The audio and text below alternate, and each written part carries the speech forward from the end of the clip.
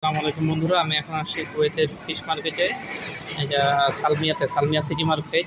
City মার্কেটের মধ্যে fish market দেখতে পাচ্ছেন।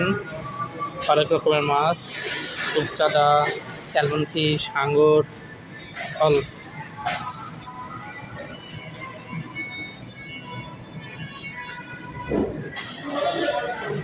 এখানে চিংড়ি মাছ।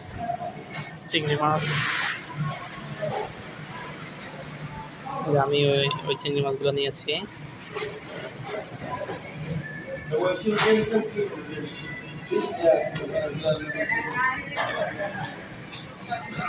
All fish market.